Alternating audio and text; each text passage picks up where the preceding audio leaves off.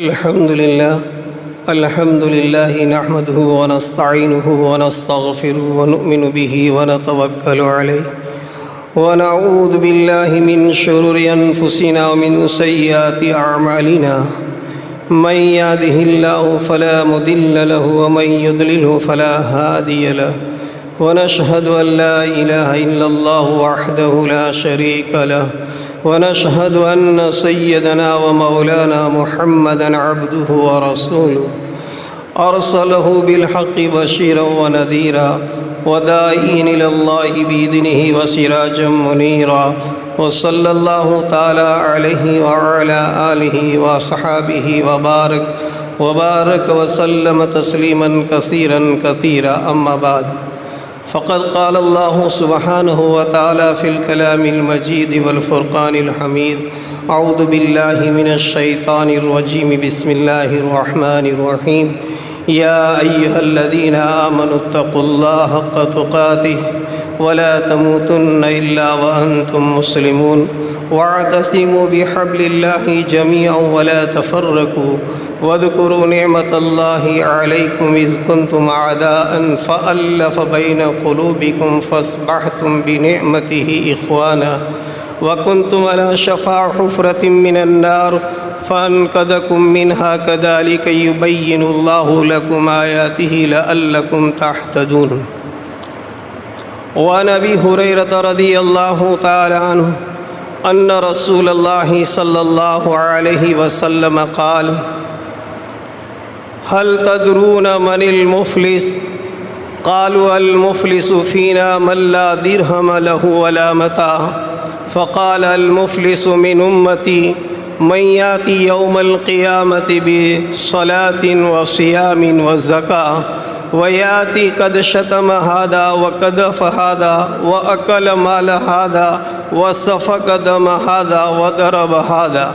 فيعطى من هذا حسناته وهذا حسناته فإن فنيت حسناته قبل أن يقضى ما عليه أخذ من خطاياهم فطرحت عليه ثم طرح في النار. وعن أبي هريرة رضي الله تعالى عنه قال قال رسول الله صلى الله عليه وسلم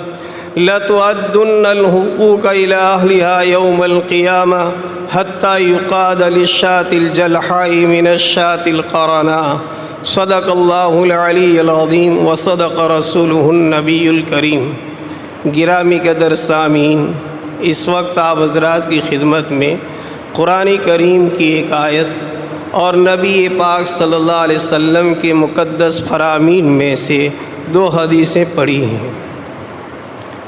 حق تعالی شانہ و عم نوالہ ارشاد فرماتے ہیں اے ایمان والوں، تم اللہ سے ڈرو جیسا کہ اللہ سے ڈرنے کا حق ہے، اور تم دنیا میں اس حال میں زندگی گزارو اور اس حال میں رہو کہ تم جب دنیا سے جاؤ تو بھی اسلام کی حالت میں جانا، تمہاری موت آئے تو بھی اس حال میں آئے کہ تم مسلمان ہو. اور آگے فرماتے ہیں وَاعْتَصِمُوا بِحَبْلِ اللَّهِ جَمِيعًا وَلَا تَفَرَّقُوا. اور اے مسلمانوں، تم اللہ کی رسی کو مضبوطی سے پکڑ رکھو اور اللہ کے دین پر مضبوطی سے قائم رکھو، اور آپس میں تفرقہ اور آپس میں جدائی اور آپس میں جھگڑا اور آپس میں پھوٹ نہ ڈالو. وَاذْكُرُوا نِعْمَةَ اللَّهِ عَلَيْكُمْ إِذْ كُنْتُمْ أَعْدَاءً. اور اللہ رب العالمین نے تمہیں جو دین حنیف اور دین محمد اور شریعت مطہرہ دی ہیں،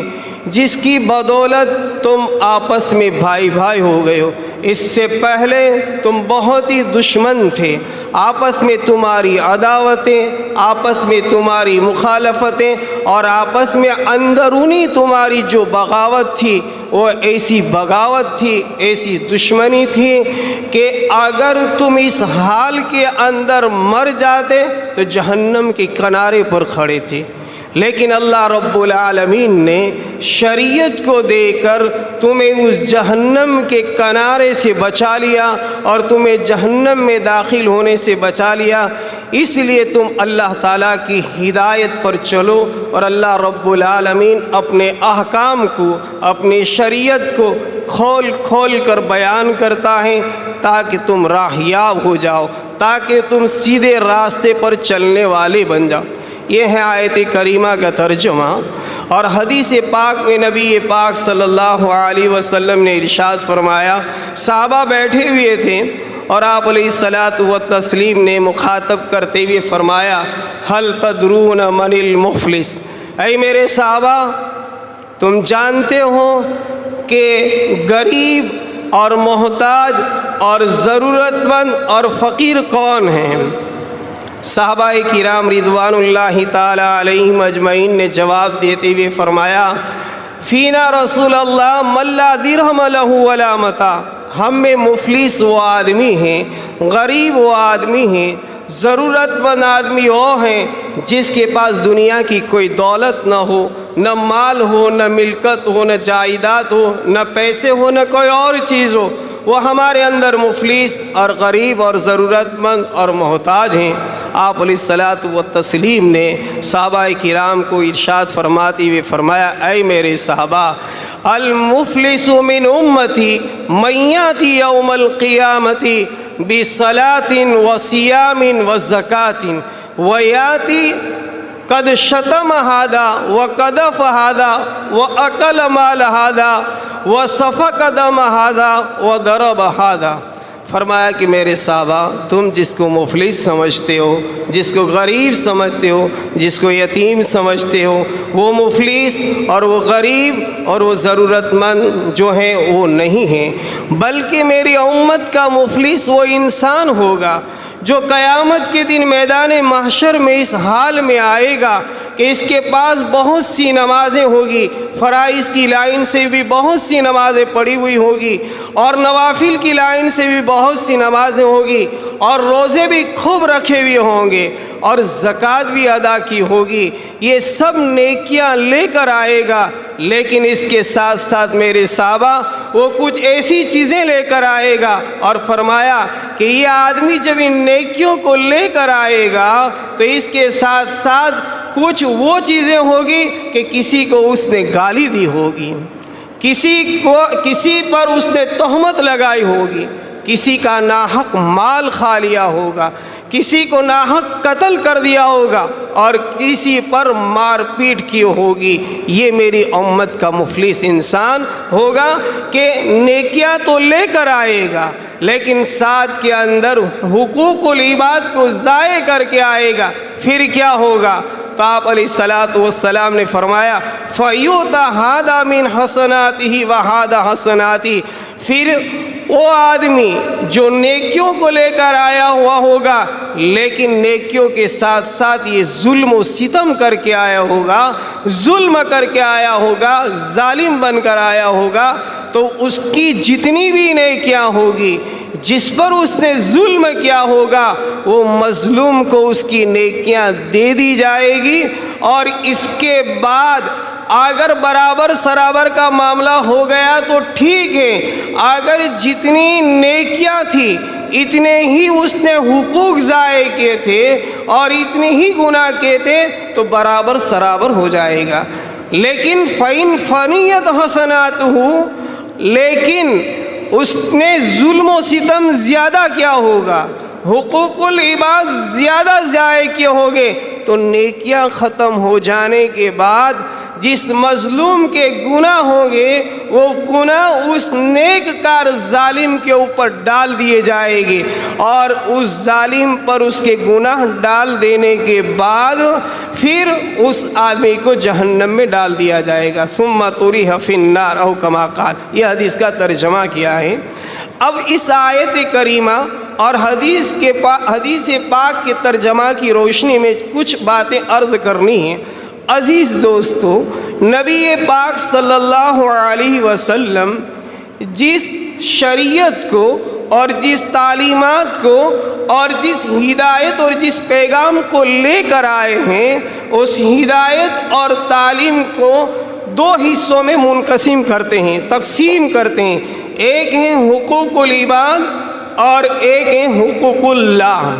اللہ کے حقوق اور دوسرے ہیں بندوں کے حقوق۔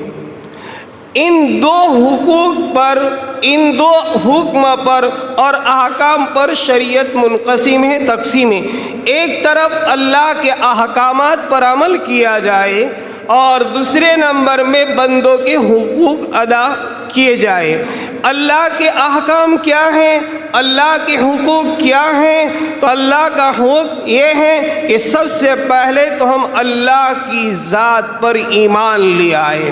سب سے پہلا حق اس منی میں حقیقی کا یہ ہے کہ اللہ کے ساتھ کسی کو شریک نہ ٹھہرایا جائے، اللہ کے ساتھ کسی کو ساجی نہ بنایا جائے۔ یہ سب سے پہلے اللہ کا حق ہے، اس کے بعد سب حقوق ہیں، اور دوسرا حق جو ہیں وہ بندوں کا ہیں۔ اب ان دو حقوق میں سب سے زیادہ اہمیت والے حقوق جو ہیں وہ بندوں کے حقوق ہیں، حقوق العباد ہیں۔ یاد رہیں کہ حقوق اللہ میں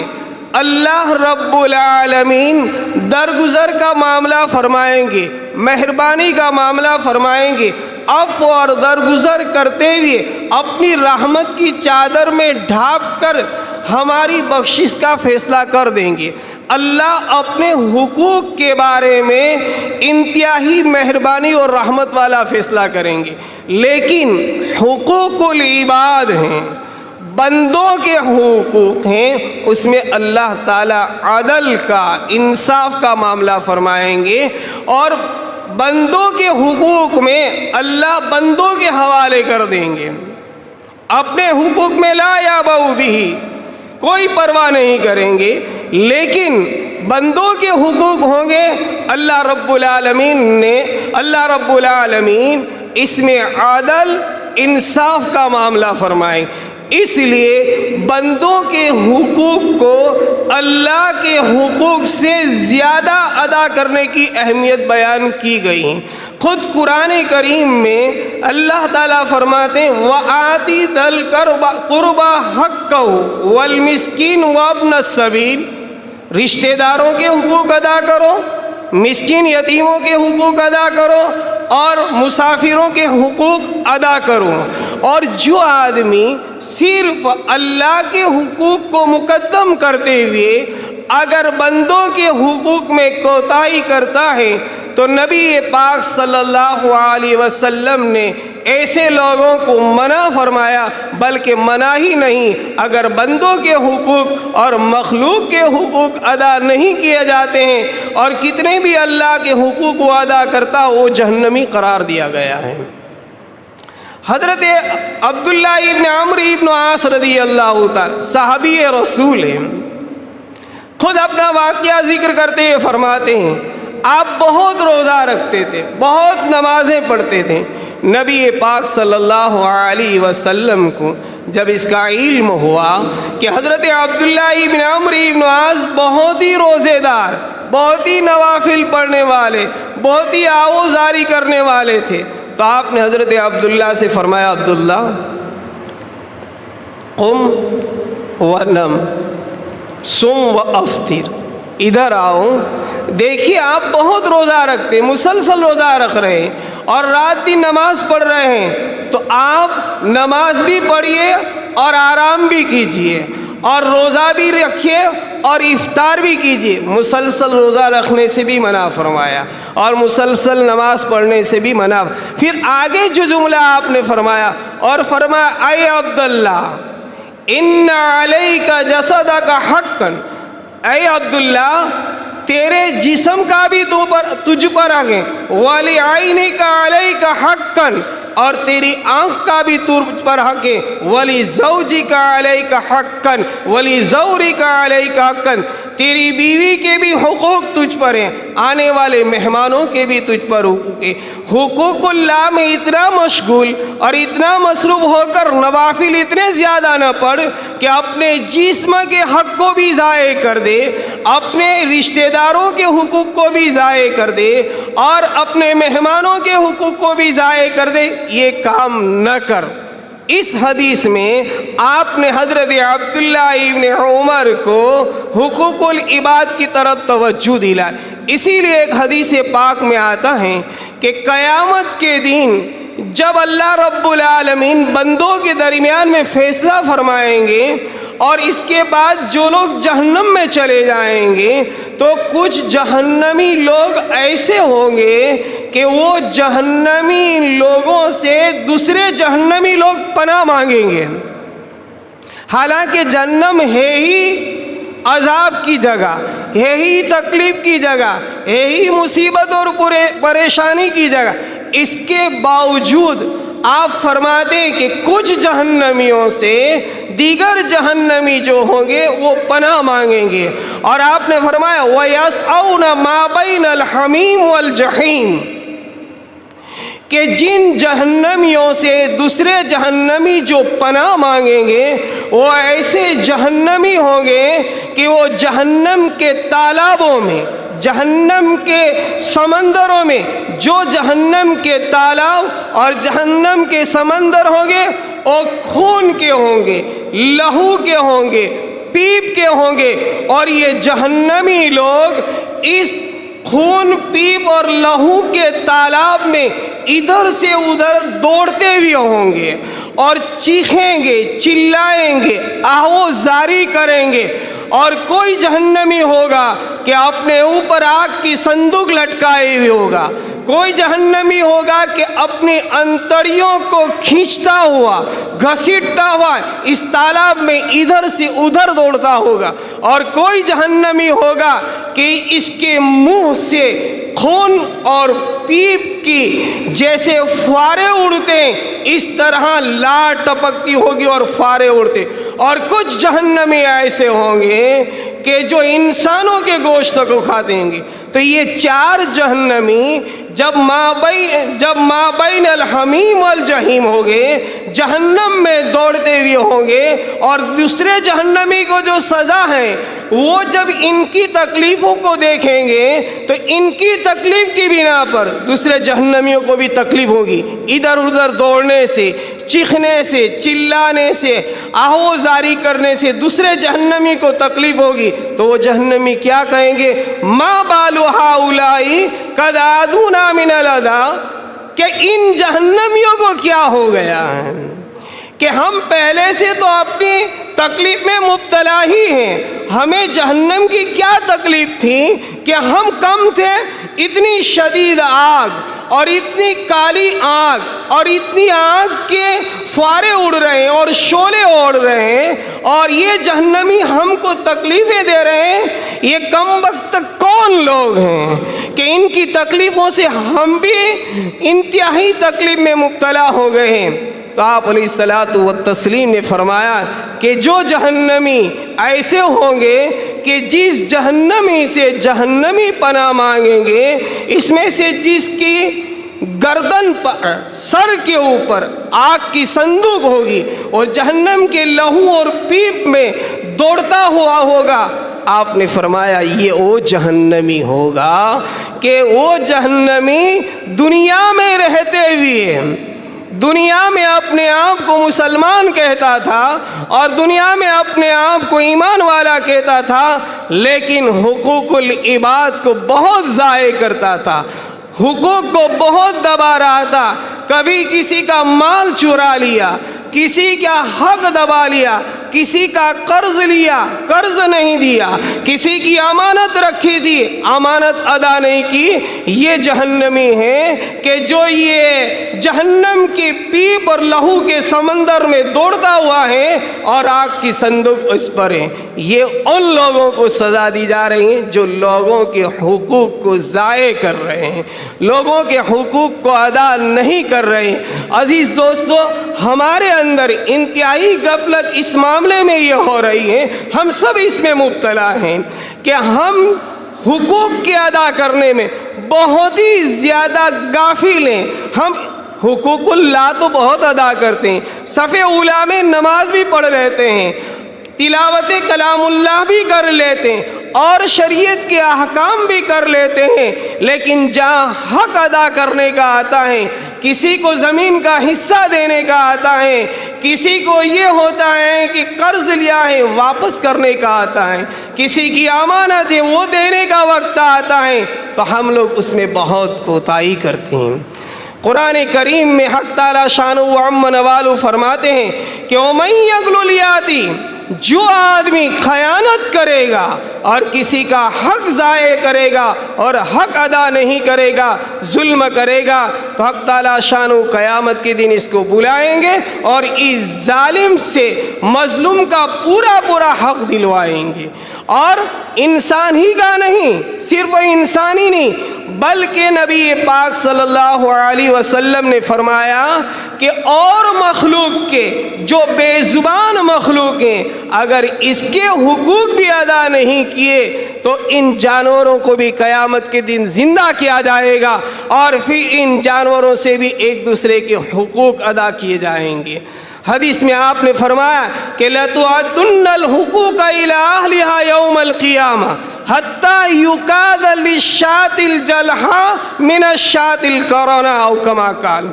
کہ قیامت کے دن اللہ رب العالمین جب ایک دوسروں کے حقوق ادا کروائیں گے تو اللہ کی اس مخلوق کو بھی بلوائیں گے جو دنیا میں زبان سے حق مانگ نہیں سکتی تھی، جیسے جانور۔ اس حدیث میں فرمایا کہ بکری، کہ ایک بکری سینگ والی ہوگی اور ایک بکری بے سینگ ہوگی،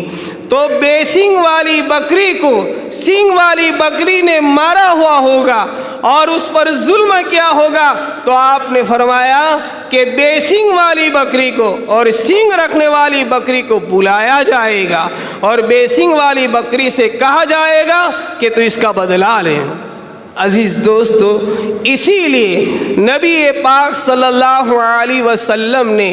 بندوں کے حقوق کے ساتھ ساتھ جانوروں کے حقوق کے ادا کرنے کی بھی اہمیت بتلائی۔ چنانچہ روایت میں آتا ہے کہ ایک عورت بہت صالح، بہت نیک، بہت دیندار تھی، نماز بھی پڑھ رہی تھی، روزہ بھی رکھ رہی تھی، زکوٰۃ بھی ادا کر رہی تھی، لیکن گھر میں بلی کو پالا تھا۔ اب اس بلی کو پال کر گھر میں ہی رکھا تھا اور اس کو باندھ کر رکھا تھا۔ اب یہ بیچاری بلی، زبان تو اس کی نہیں تھی کہ وہ بھوک کی یا پیاس کی شکایت کرتی، اس بظاہر پاکیزہ عورت، نیک عورت، دیندار عورت، عفت والی عورت، لیکن بلی کا حق ادا نہیں کرتی تھی اور اتنی غفلت کرتی تھی کہ وہ بلی بھوکی اور پیاسی مر گئی۔ آپ فرماتے ہیں قیامت کے دن اللہ رب العالمین اس عورت کو بلائیں گے اور اس کے نماز، روزے، زکوٰۃ، حج ایک طرف، لیکن اس بلی کے حق ادا نہ کرنے کی وجہ سے اس کو فرشتوں کو حکم دیا جائے گا کہ اس کو جہنم میں ڈال دو۔ یہ ہیں حقوق العباد، مخلوق کے حقوق، بندوں کے حقوق۔ اس کے بھی بالمقابل آپ نے فرمایا ایک عورت انتہائی فاحشہ، انتہائی گنہگار، اتنی گنہگار اور اتنی فاحشہ تھی کہ لوگ اس کو عزت کی نگاہ سے تو دیکھنے کی دور کی بات، اس کا نام لینا بھی گوارا نہیں کرتے تھے، اپنے اہل و عیال کے پاس بیٹھنا بھی اس کو گوارا نہیں کرتے تھے۔ اتنی فاحشہ، بدکار اور بد کردار عورت تھی۔ ایک مرتبہ سفر کر رہی تھی، جنگل بیابان میں جا رہی تھی، دیکھا کہ ایک کتا وہاں ہے اور اپنی زبان کو نکالے ہوئے مٹی کو چاٹ رہا ہے۔ عورت کو احساس ہوا کہ اس کو پانی کی پیاس لگی ہے اور پانی کی بنا پر یہ زمین جو ہے اس کو وہ چاٹ رہا ہے اور پانی اس کو چاہیے۔ اس کے دل کے اندر رحم آیا اور کہا کہ یہ اللہ کی مخلوق ہے، بے زبان ہے، بیچارہ پیاسا ہے، کہ ایسا نہ ہو کہ پیاس کی بنا پر مر جائے۔ یہ کہہ کر دل میں ارادہ کیا کہ اس کو پانی پلانا۔ جنگل تھا، ادھر ادھر دیکھا تو کہیں پانی کے لیے انتظام نہیں تھا، لیکن ایک کنواں نظر آیا۔ کنویں کے قریب گئی تو دیکھا کہ کنویں کے اندر پانی ہے لیکن وہاں ڈول اور رسی نہیں تھی۔ اللہ رب العالمین نے اس کی عقل میں اور سمجھ میں یہ بات ڈالی کہ آپ نے جو جراب اور موزہ پہنا ہوا ہے اور آپ نے جو اپنے سر پر دوپٹہ پہنا ہوا ہے، इस सर के दो पट्टे को आप रस्सी बना लीजिए और पैर के मोजे को आप डोल बना लीजिए और कुएं से पानी निकालिए। लिहाजा इस तदबीर से इस औरत ने पानी निकाल कर इस कुत्ते को पिलाया। उसके चंद दिनों के बाद उसका इंतकाल हो गया।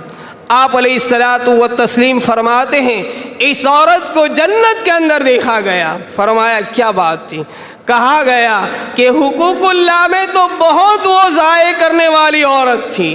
अल्लाह के अहकाम की कोई परवाह नहीं करती थी, लेकिन जब एक कुत्ते को देखा और इसका हक अदा करने का आया तो उसने उस कुत्ते की जान को बचा लिया और इस कुत्ते को पानी पिला दिया। इसकी बरकत से उस जहन्नमी औरत को अल्लाह ताला ने जन्नती करार दिया और उसका फैसला जन्नत का करार दिया। अजीज़ो, हुकूकुल इबाद में हम में से जो कोताही हो रही हैं इससे हमें अव्वलन तौबा करना चाहिए। और याद रहे, अगर कोताही हो गई और ज़िंदगी में मौत से पहले पहले अदायगी की तौफीक हो गई तो भी बहुत बड़ा सस्ता सौदा है। और अजीज़ दोस्तों, ऐसे बहुत से किस्से और वाक़ियात हैं। मुख्तसरन एक अर्ज़ करता हूँ, हज़रत फुज़ैल इब्न अयाज़ रहमतुल्लाहि ताला बहुत बड़े अल्लाह के वली गुज़रे हैं। चिश्तिया में उनका बहुत ऊंचा मकाम है, लेकिन ये फुज़ैल इब्न अयाज़ थे क्या, ये अपनी जवानी के अंदर अपने अंदर एक बहुत ऊंचा मकाम रखते और इंतहाई शदीद किस्म के डाकू थे। कोई काफिला ऐसा नहीं गुजरता जिसके पास ज़्यादा माल हो और वो न लुटते हो। हर एक काफिले वालों का माल लूट लिया करते थे, लेकिन इसमें मुरुव्वत बहुत थी और उसके अंदर अमानतदारी थी। आप कहेंगे कि लूट भी रहे हैं और डकैती भी डाल रहे हैं, और क्या अमानतदारी? सिफात कुछ गुनहगारों में कुछ ऐसी भी होती हैं अजीज़ दोस्तों कि वो चोर भी होते हैं और डकैती भी डालते, लेकिन कुछ अमल इनके मुनफरिद होते हैं जिसकी बिना पर अल्लाह इनको हिदायत देते थे। क्या था? अपने ज़माने के सब डाकुओं के सरदार, लेकिन नमाजी बहुत थे और इफ़्फ़त और पाकदामनी बहुत थी। और इसके साथ साथ इनका एक रूल्स और उसूल था कि अपनी जमात में जितने भी साथी थे, अगर वो नमाज को छोड़ देते थे, नमाज नहीं पढ़ते थे, तो उनको जमात से निकाल देते थे। हालांकि डाकू हैं, डाकू ही नहीं, डाकू के सरदार हैं। और इसके साथ साथ इफ़्फ़त इसमें ये थी कि कोई औरत किसी काफिले में होती और कितना भी माल होता तो औरत वाले काफिले को वो कभी लुटते नहीं थे। और तीसरी सिफत उसमें ये थी कि जब कभी वो माल को लुटते थे तो जिसके पास माल लुटा हुआ होता था उसका नाम, उसका पता और कितना लुटा हुआ है वो सब लिख लिया करते थे। और इसके बाद वो क्या करते थे कि जो मनपसंद माल होता था उसको रख देते थे अपने पास और बाकी को तकसीम करते देते। इंशाअल्लाहुल अज़ीज़ आइंदा इस पर बात करेंगे। हक़ ताला शानु व अम्म नवालू हमें बंदों के और मखलूक के हक़ अदा करने की तौफ़ीक नसीब फरमाएँ। सहारनपुर से एक साथी चंदे के लिए तशरीफ़ लाएँ, बड़ा मदरसा है, आप अपनी हैसियत से उनकी मदद और नुसरत फरमाएँ। जज़ाक।